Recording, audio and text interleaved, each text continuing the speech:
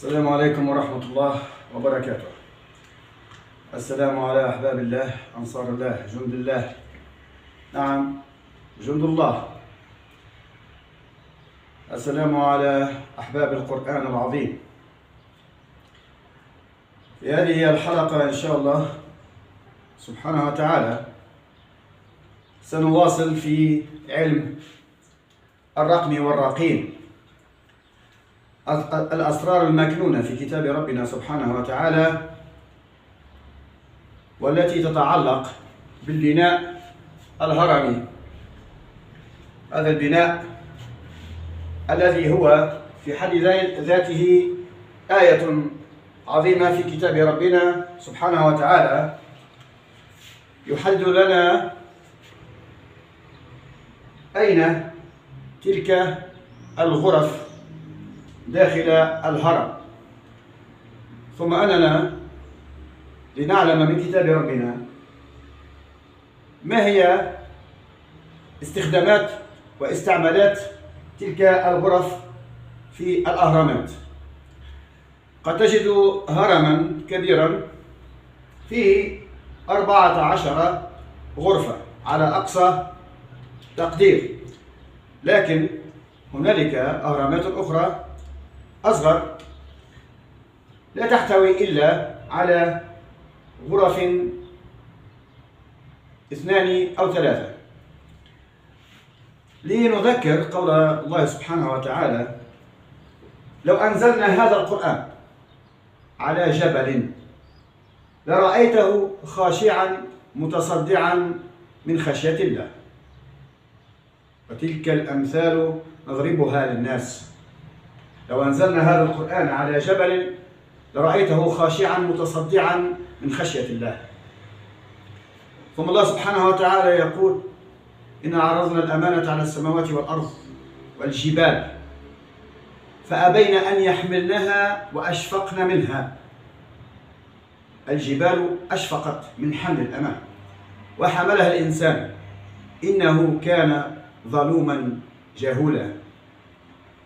هنا لنعود إلى قوله سبحانه وتعالى أيضا: ويسألونك عن الجبال فقل ينسفها ربي نسفا فيذرها قاعا صفصفا لا ترى فيها أمتا ولا عوجا.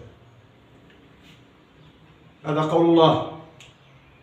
ثم أن الله سبحانه وتعالى لما تجلى لجبل الطور، طور سيناء، تصدع الجبل. نعم، ارتجف الجبل وخر موسى صاعقا. فلما تجلى ربه للجبل جعله دكا وخر موسى صاعقا. يقول سبحانه وتعالى: والجبال أوتادا. ويقول عن فرعون: وفرعون ذي الأوتاد.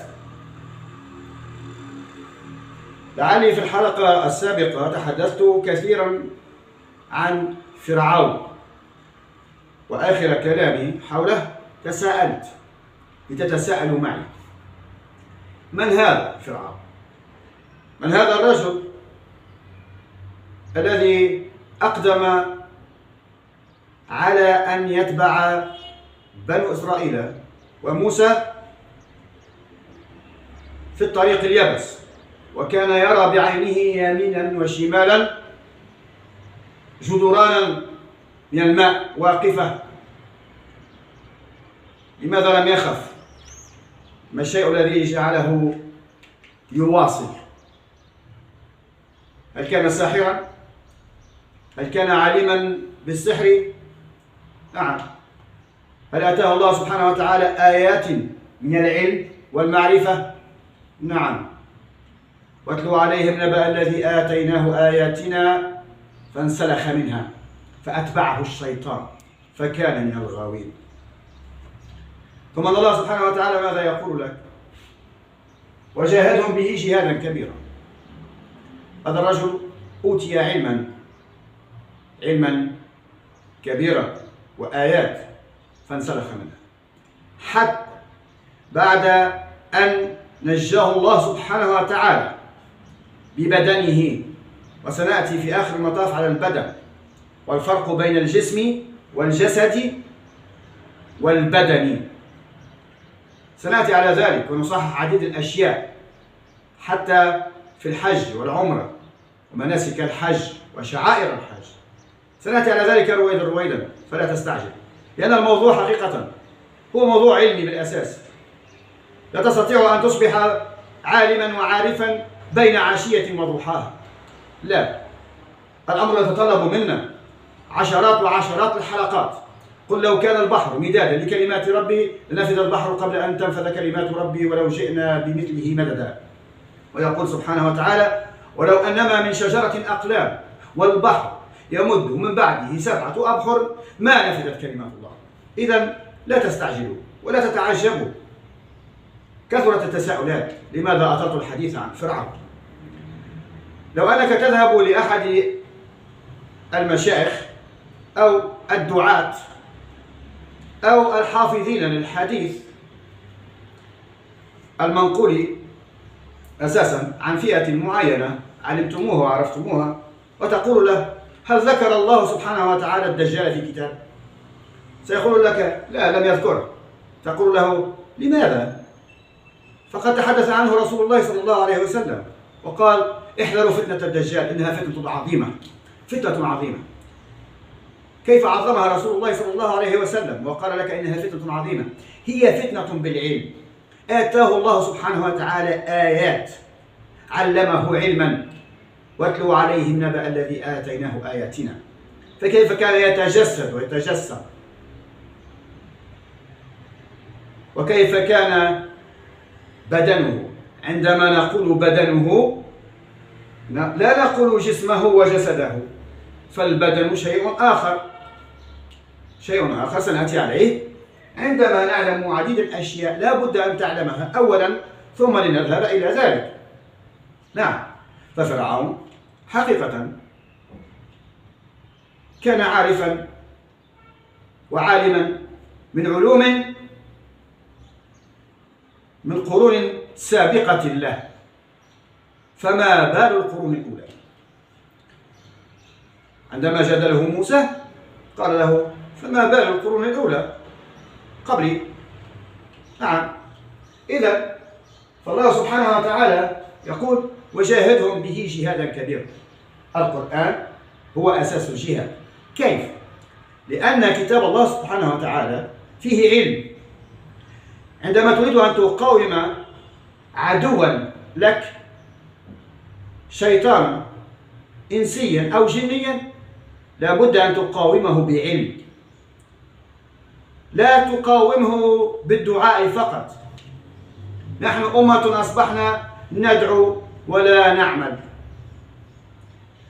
ندعو ولا نعلم، في الجهل نتخبط منذ مئات السنين، مئات السنين، ونحن نعاني هذه الفتنة الكبرى، فتنة الدجال الذي خرج حال وفاة رسول الله صلى الله عليه وسلم وانطلق في الأرض يعثو فسادا، فأحدث ما أحدث، وجعل لنفسه أصحابا وتابعين، منهم من كانوا يحسبون أنفسهم أصحاب رسول الله، ومنهم من قالوا عنهم أنهم أصحاب رسول الله ويدعون عليهم بالرضوان.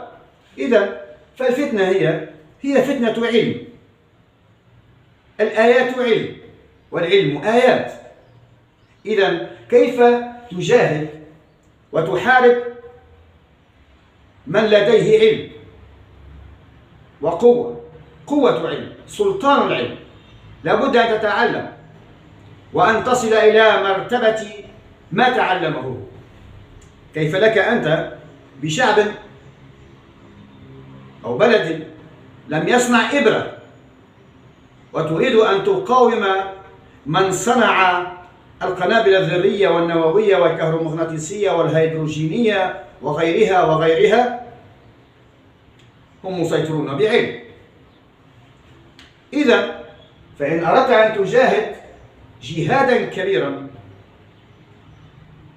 بكتاب ربنا سبحانه وتعالى. وهذه الآية ليست عبثا في الحقيقة.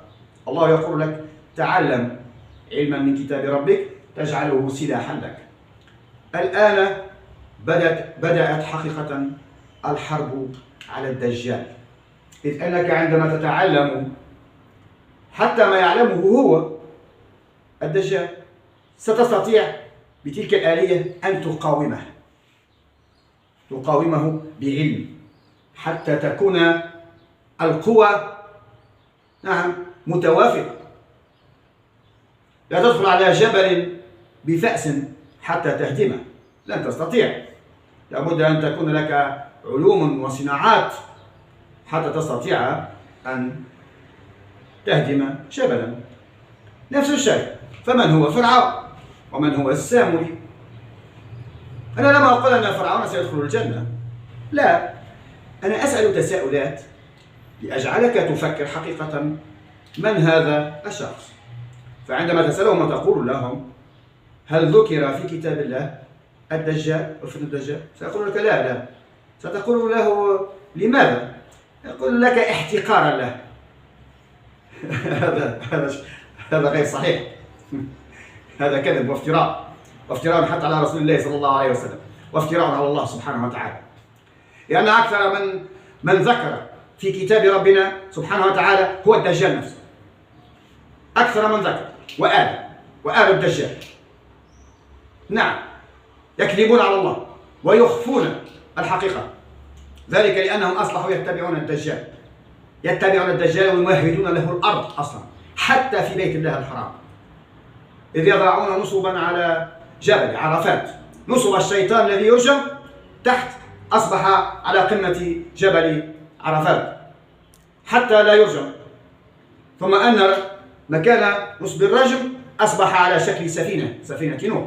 وهذا تحدثت فيه من قبل، ولا داعي لأن نتحدث في أشياء أخرى لا تخص موضوعنا. فموضوعنا اليوم كما ترى على السبورة هو موضوع علمي لعلم الرقيم الهرمي. نعم، ورويدا ولا تستعجل. فالله سبحانه وتعالى ذكر الدجال وموسى أكثر الأشخاص الذين ذكرهم الله سبحانه وتعالى في كتابه. لأن من هو الدجال الحقيقي؟ الدجال الحقيقي هو فرعون نفسه. كان ذو علم وقوة علم.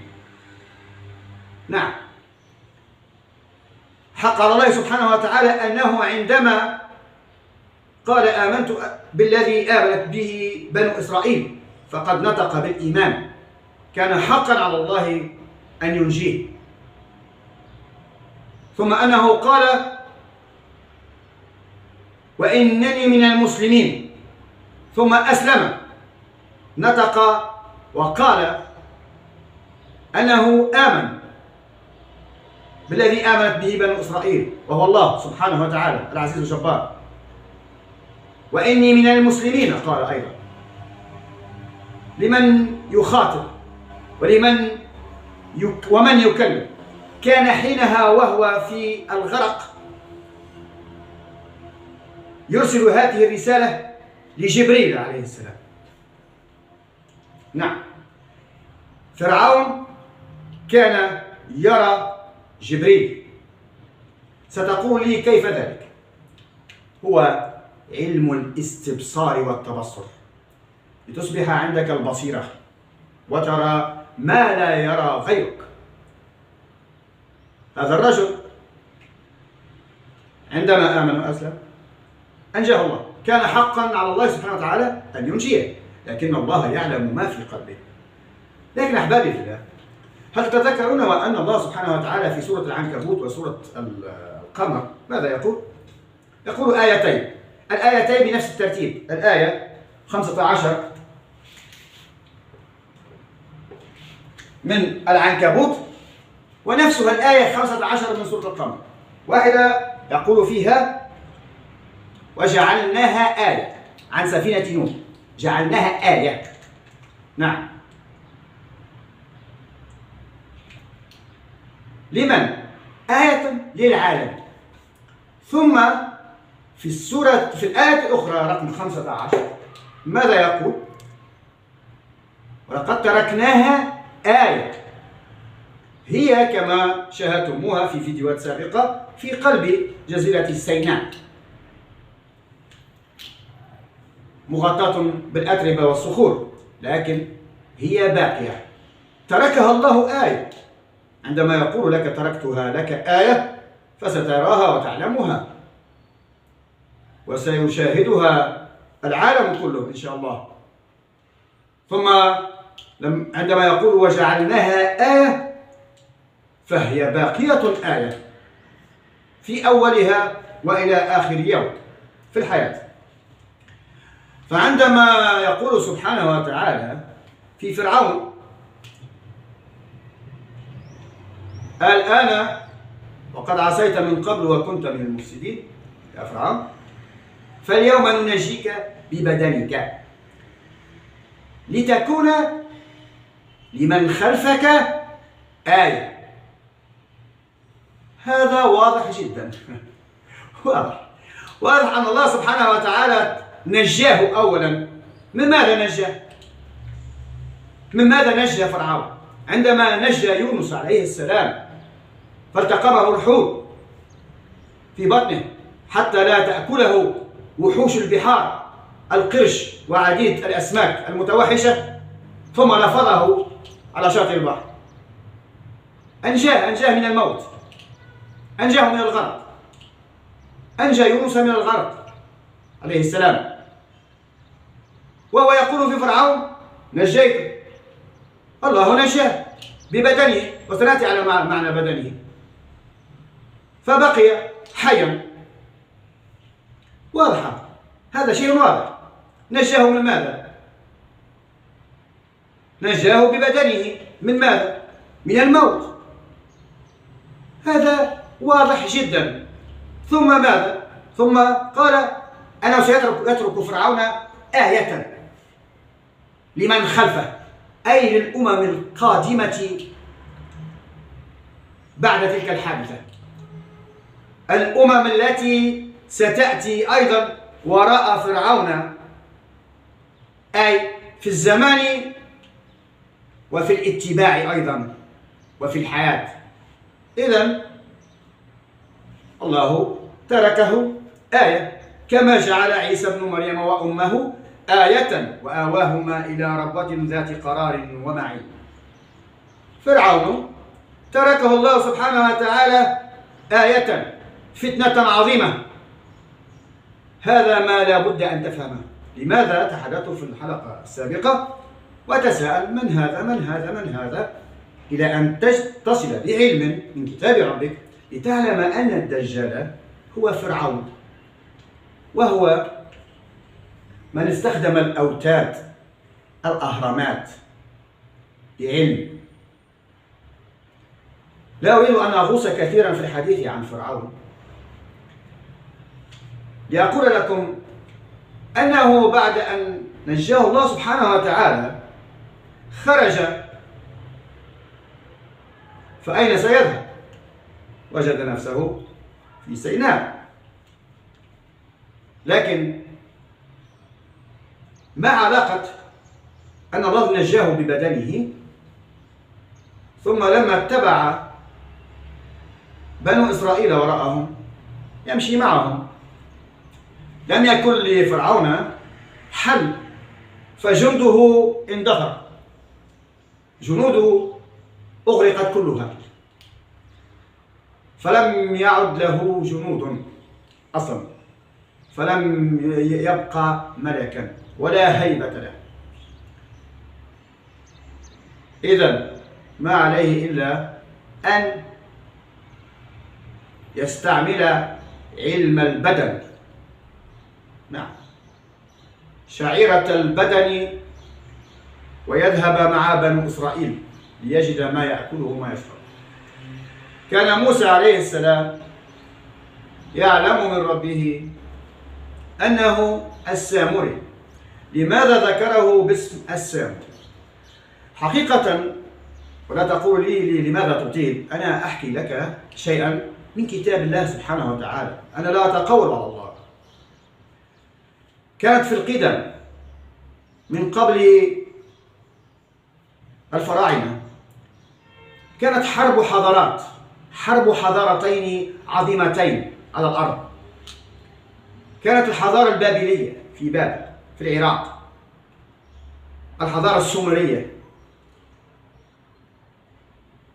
كانت في حرب مع الحضارة المصرية، لذلك نقول مصر أم الدنيا.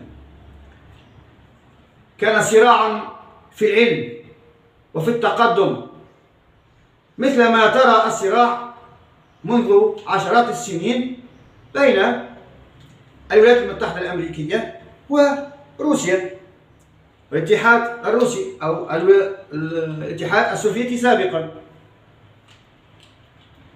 دولتان عظيمتان يتخاصمان، يتنافسان في التسليح، في القوة، في التكنولوجيا، في البحوث، في العلوم، نفس الشيء. فمن أين تعود أصول الفراعنة أصلا؟ هم سومريين، عراقيين، بابليين، جاءوا في وقت من الأوقات وهزموا المصريين. ذلك عندما سنتحدث كيف يقول سبحانه وتعالى في قصة يوسف عليه السلام: فلما هلك قلتم لن يبعث الله من بعده رسولا أحد. نعم، كيف هلك يوسف عليه السلام؟ يوسف هلك في حرب ضد من؟ السومريين الفراعنة، عندما احتلوا مصر. وكان احتلالهم لمصر أساسا لغايات علمية بحتة، مثلما اتحدت 33 دولة للدجال واحتلت العراق لنهب كنوز العراق والعلوم التي هي في العراق، في مكاتب العراق،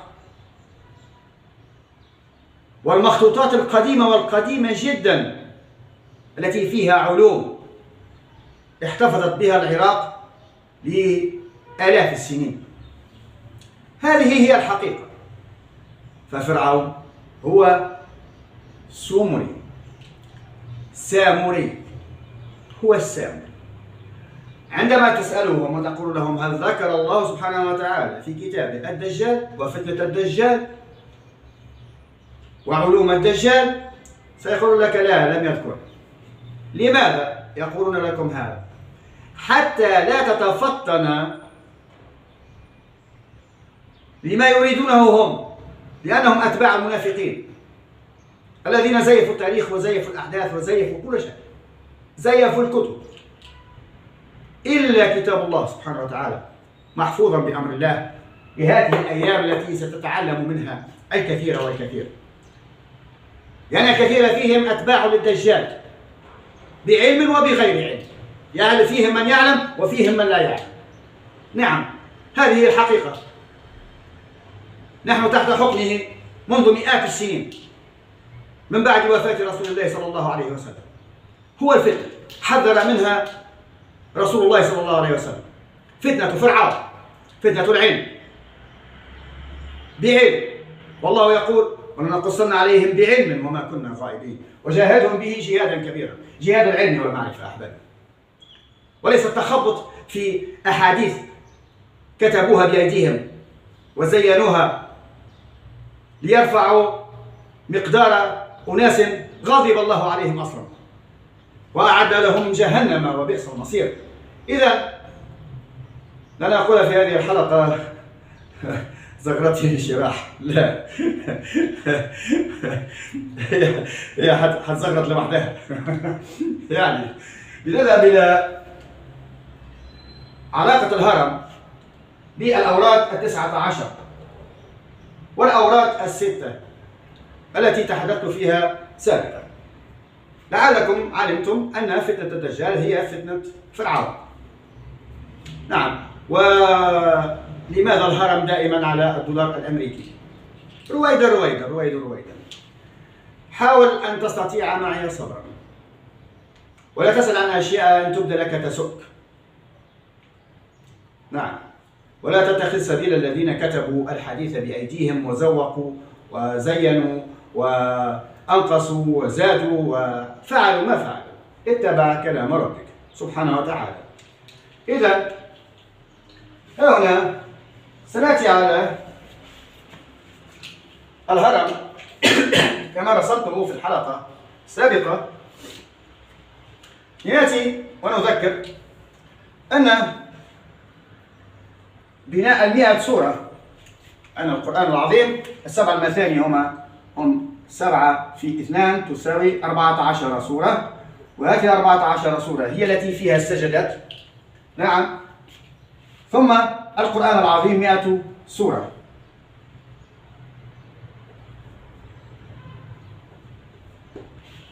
إذا هنا أخذنا 100 سورة في الكتاب. أنا أتحدث عن الكتاب القرآن 100 سورة، والسبع المثاني 14 سورة. هذا إجمالا يسمى الكتاب. لكن في 100 سورة الأولى من الكتاب تجد 14 سورة التي فيها السجدات. تحدثت من قبل عن أسرار السور السجدات في علم الزمكان في القرآن، لكن هذه المرة حقيقة سنذهب إلى أمور تطبيقية بحسب الأيام المحددة في السنة. نعم، بحسب الأوراد الستة وبحسب الأوراد 19. لذلك أنتم تتذكرون عندما تحدثت عن الأوراد 19، أي أن مثلا في 19 يوما تختم القرآن، في كل يوم 6 سور تكون أوراد خفيفة. لكني قلت أن الأوراد 19 هي فيها أسرار الخلق والحياة. وهذا العديد من المتابعين يتذكرون هذا الكلام جيدا. قلت لهم أن الأوراد 19 فيها سر الخلق والحياة. كيف؟ أما الأوراد الستة ففيها علوم الطاقة. نعم، الله أعلى وأكبر. وهذا الأذان الظهر يؤذن. فنحن إذا دخلنا تطبيقة الرقمية للأوراد 19. نعم، بكل وضوح. الآن نحن عندنا قاعدة هرم فيها 19 سلما. نعم، سلما على 19. نعم، مقسما بحسب ماذا؟ القاعدة فيها 19. نعم، ثم الارتفاع ب10 يعطينا 100 سورة. نذهب بداية من الهرم، رأس الهرم، لنضع السور وكما وضعناها. فهنا سورة الحمد، ثم البقرة، آل عمران، النساء، مائدة، والأنعام. ثم نجد أول سورة وهي سورة الأعراف التي فيها السجدة في آخر آية فيها 206. وهكذا حتى وصلنا إلى ماذا؟ إلى السورة الثانية وهي سورة الرعد 13 التي فيها سجدة. ونحن هكذا في هذا الاتجاه، وهو اتجاه الطواف. نعم، واتجاه دوران الأرض. نصل إلى هذه البوابة. إذا كانت السورة عندنا ها هنا في آخر مربع من الهرم فتصبح بوابة. لنسمي هذه البوابة على السورة سورة النحل التي هي السورة 16. نقول أنها بوابة النحل. هذه بوابة النحل. ثم بعدها مباشرة ونحن نطوف نعود إلى هنا، إلى هذا المستوى، هذا المربع الذي فيه سورة الإسراء. سورة الإسراء إذ وجدناه ها هنا فهو عبارة عن بوابة، لنسميها بوابة الإسراء. وكأنك ستسري من تلك البوابة من ذلك المنفذ. نعم. ثم نذهب بعد بوابة الإسراء. ستلاحظ أن بعد الإسراء الكهف، وكأنك تدخل إلى جبل. نعم، تصعد إلى جبل وتدخل إلى مغارة، إلى كهف. من ماذا؟ من بوابة ماذا؟ بوابة الإسراء. وهنا سنعود ونتحدث فيما تحدثت فيه منذ سنتين عن العلاقة بين الجبال والأهرام. وما العلاقة؟ ورسمت ذلك منذ سنتين على صورة في حلقة من الحلقات. ما فائدة وما قيمة تلك المغارة في الكهف؟ هنا تجد بوابة الإسراء، ثم تجد نفسك بعدها في هذا المربع الذي فيه صورة الكهف، وكأنك تدخل من بوابة إلى كهف. ثم ماذا تجد إثر المغارة مباشرة؟ تجد غرفة، لنسمي هذه غرفة مريم.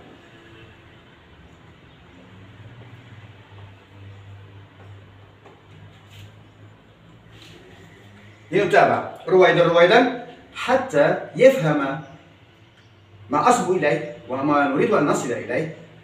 كل المستويات، معظم المستويات التي درست والتي لم تدرس، التي قرأت القرآن والتي لم تقرأ القرآن.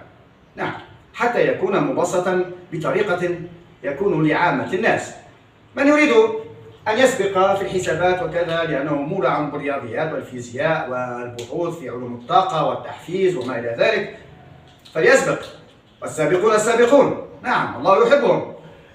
لكننا نذهب رويدا لنقول أن هذه غرفة مريم عليه السلام برقم سورة مريم 19. ثم نذهب هكذا بعد إذ وجدنا أن هذه الغرفة الكبرى في الهرم، وهي ما يسمونها غرفة الملك. سنعود على الاستخدامات، ثم بعد ذلك نخرج القياسات. نعم، نخرج القياسات، لأننا سنتحدث عن الصعق والرجفة والترددات. نعم، في هذه الغرفة، وكيف تتشبع بالطاقة في هذه الغرفة، وكيف تنفذ من هذه الغرفة. رويدا. إذن هذه الغرفة غرفة الملك التي يسمونها غرفة الملك. نعم، هي لنقل أنها غرفة الأعراف والرعد.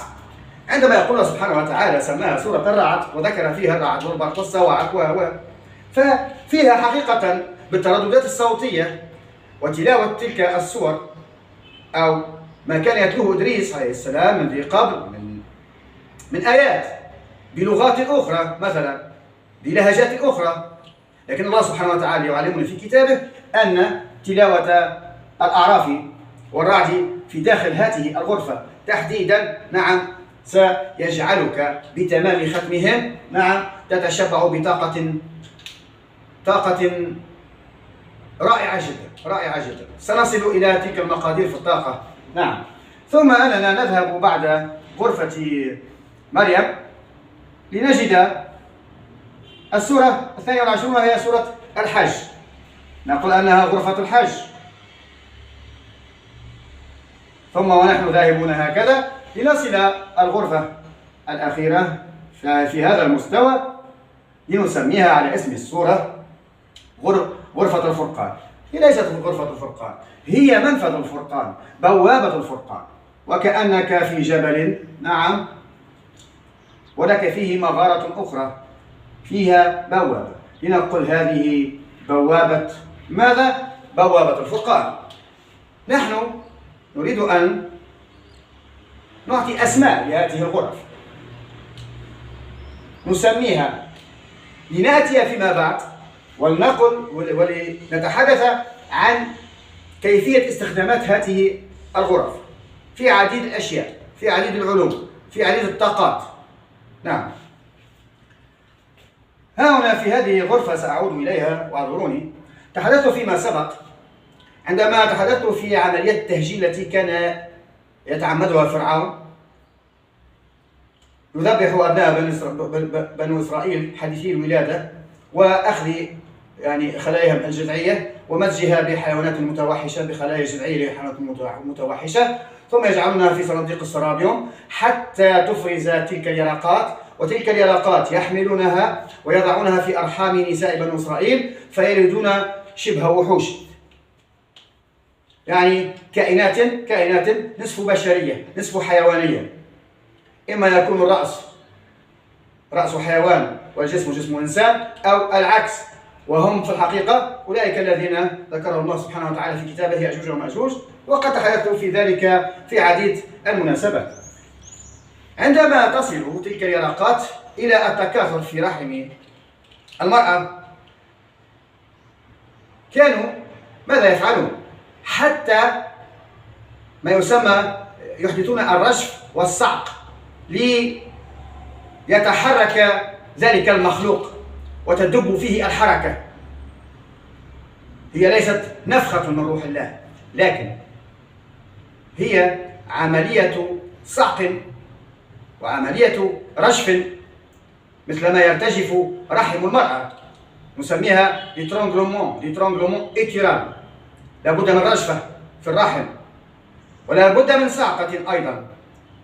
وكل من ولدت يعني تعلم أن في وقت من الأوقات في خلال حملها تحس بشيء من الوخز.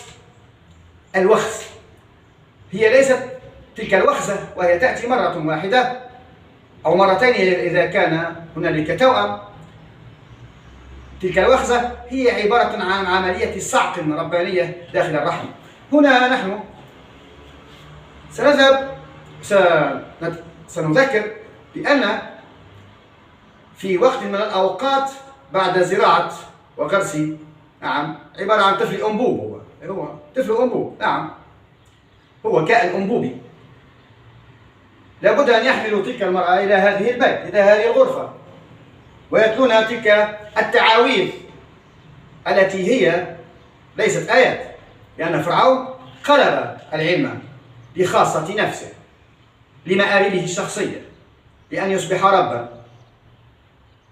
إذن يحملون تلك المرأة ويضعونها في ذلك الصندوق الذي ترونه في الغرفة الكبيرة، ويتلون تلك التعاويذ حتى يقع ما يسمى بالرجفة، يرتجف الهرم، ثم تصير الصعقة لتلك المرأة فيصعق ذلك الكائن في رحمها الهجين يأجوج أو مأجوج، فيبدأ بالتفاعل والحركة. لماذا قلت لكم أن الأوراد 19 أساسا هي أوراد الخلق؟ نواصل بعد أن ذهبنا إلى منفذ الفرقان بسورة الفرقان 25 نسميه منفذ الفرقان، بوابة الفرقان. إذا لو تحدثنا عن الهرم الأكبر أو أي هرم موجود في العالم لابد أن تجد فيه المنفذين، هذا المنفذ وهذا المنفذ.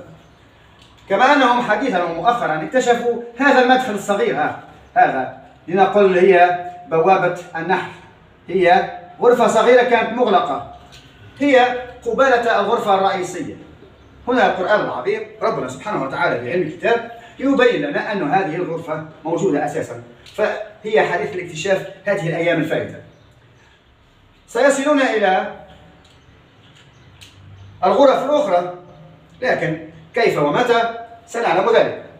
إذن فللهرم بوابتان، بوابة شرقية وبوابة غربية، بوابة الفرقان وبوابة الإسراء. وكأنك في حالة الإسراء، فمن أين أسري برسول الله صلى الله عليه وسلم؟ لم يسرى به من بيته، لا، أسري به صلى الله عليه وسلم من الغار، غار حراء الذي يتعبد فيه دائما ويلجأ إليه، من هناك أسري برسول الله صلى الله عليه وسلم. إذا لنواصل ثم لنأتي إلى هنا ونحن نطوف بعد الفرقان، نصل إلى سورة النمل والتي فيها سجدة، هنا أحبابي في الله سنلاحظ أن هنالك الإسراء والنمل مع بعضهما بهذا الشكل. إذن فالغرفة الموجودة التي لم يكتشفوها بعد موجودة هنا في هذا المستوى. ثم سنذهب بعد ذلك إلى سورة السجدة، سنجدها مقابلة لسورة الحج، نقول غرفتين، هم غرفة واحدة، ما يسمونها غرفة الملكة الصغرى. سنأتي أيضا ونتكلم عن تلاوة السورتين في داخل هذه الغرفة، وما الذي تحدثه حقيقة وما ينتج عنه. ففي الحقيقة أريد أن أقول لكم أن هذه العلوم من زمن إدريس عليه السلام، ولكن الفرعون السامريين عندما احتلوا مملكة مصر كانت مصر يحكمها ملوك ليس فراعنة. الملك الله سبحانه وتعالى عندما يتحدث في قصة موسى في قصة سيدنا يوسف عليه السلام قال الملك، لكن عندما يتحدث عن زمن فترة حقبة موسى عليه السلام يذكرهم فراعنة. إذن فالله سبحانه وتعالى يعلمنا في تاريخ وحقب مرت على مصر وعلى بابل.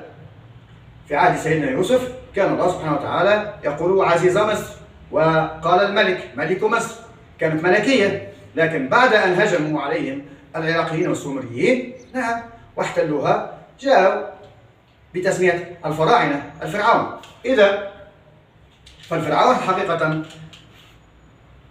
قلب المعطيات كلها واتخذ من هذه الغرف الموجودة في الهرم والمبنية قبل وجوده هو أصلا اتخذها لأغراض أخرى، مثلما نستعمل العلوم، علوم الذرة مثلا نستعملها في العلاجات في الصناعات في الابتكار، لكن هنالك من يستعملهم في صنع القنابل التي تفجر وتدمر. العلم سلاح ذو حدين، والعلم فتنة كبرى، فتنة عظمى. هنالك العديد من الناس يفتتنون بعلمهم، يقول لك أنا حفظت وعلمت وعرفت ثم يخرج عن المسار الصحيح فيذهب في اتجاهات أخرى لا ترضي الله سبحانه وتعالى.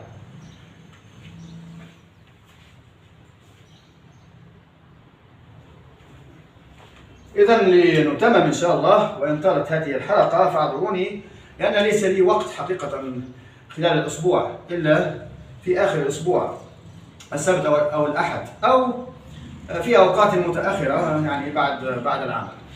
ففرعون اعتمد تلك العلوم التي استولى عليها في مصر لغاياته الشخصية، ونصب نفسه ربا وفتن بما تعلمه وما علمه الله سبحانه وتعالى. فالله هو من يعلمنا. الرحمن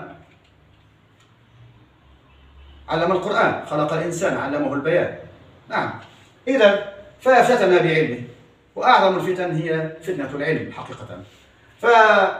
فوصلنا إلى هنا لسورة السجدة، وجدنا الغرفة الوسطى والتي هي تحت الغرفة الكبرى، وهي ما يسمونها غرفة الملكة. نذهب ونحن هكذا نطوف بالهرم حتى نصل إلى سورة صاد، غرفة صاد.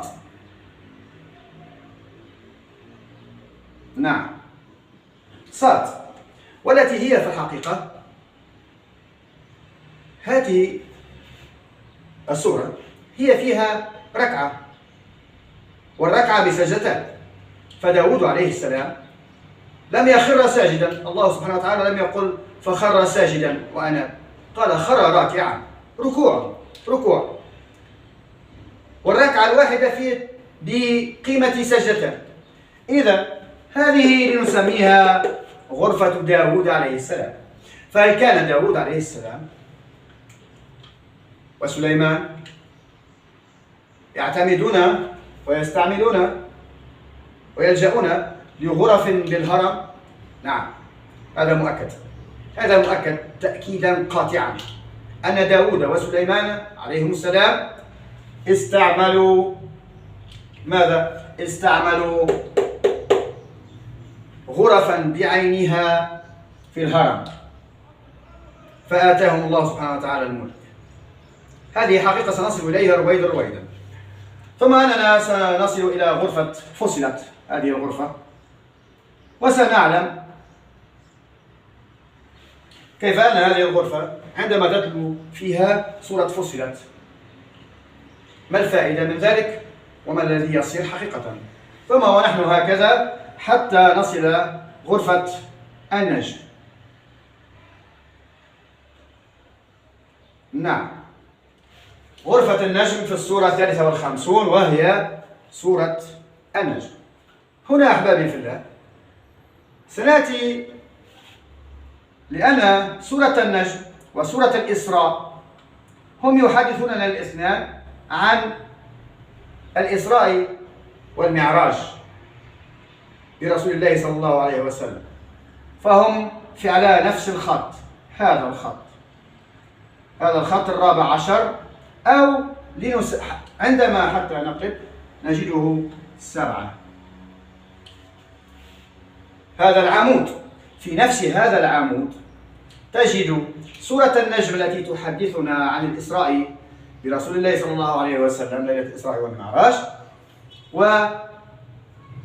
وفيها السورتين النجم والإسراء، ومعهم النمل التي تحدثنا عن سليمان وداود. هنا تحتها مباشرة سورة صاد، والتي تحدثنا عن سليمان وداود عليهم السلام، حتى أننا هنا في النجم نتحدث عن الإسراء، كيف أسري، ماذا شاهد رسول الله صلى الله عليه وسلم ليلة الإسراء والمعراج. ففي هذا الخط تماما 7 أو 14، حتى إذ قلنا نعم 14 هي 7 في 2. هنا نتحدث عن السبع المثاني وعظمة اعتماد السبع المثاني ترتيلا. نعم، في هذه الغرف التي لم تكتشف بعد، في هذه الغرف، حتى أننا على نفس هذا العمود سنعلم بالقيمة العددية للآيات المذكورة في هذه السور: الإسراء والنمل والصاد والنجم، شيء مذهل حقيقة. ونحن نلف بالهرم حتى نصل إلى سورة الانشقاق. هنا: إذا السماء انشقت وأذنت لربها وحقت وإذا الأرض مدت وألقت ما فيها وتخلت. الانشقاق. نعم. ثم ونحن نطوف لنجد الغرفة 96 لسورة العلق. سورة العلق وهي أول سورة نزلت على رسول الله صلى الله عليه وسلم. اقرأ باسم ربك الذي خلق، خلق الإنسان من علق، اقرأ وربك الأكرم. من قاعدة الهرم تبدأ ماذا؟ سورة العلق. من هنا الله يقول لك: اقرأ، اقرأ، تعلم، واصبر. وكيف تصبر على ما لم تحط به خبرا؟ نعم، لابد أن تصبر. قل ستجدني إن شاء الله صابرا ولا أعصي لك أمرا. سأحاول أن أفهم، أن أتعلم، لأننا بعد هذه الحلقة مباشرة سندخل على أسرار اعتماد هذه الغرف. كل غرفة نعم موجودة إلا ولها استعمالات خاصة في ميدان خاص، في طرق خاصة، لنعلم من الهرم مثلا الأكبر، كيف كان النفاذ إلى أقطار السماوات والأرض. يا معشر الجن والإنس والجن إن استطعتم أن تنفذوا من أقطار السماوات والأرض فانفذوا، لا تنفذون إلا بسلطان. ما هو السلطان؟ يقول سبحانه وتعالى أيضا: وقل ربي أدخلني مدخل صدق وأخرجني مخرج صدق واجعل لي من لدنك سلطانا نصيرا وقل جاء الحق وزهق الباطل إن الباطل كان زهوقا. كيف ننفذ أقطار السماوات والأرض؟ نعم، كيف كان ينفذ إدريس عليه السلام؟ نعم، باعتماد هذه الغرف النفاذ، ورفعناه مكانا عليا. سلطان العلم أحباب، سلطان العلم، أن تتعلم علما يصبح لك سلطانا، قوة.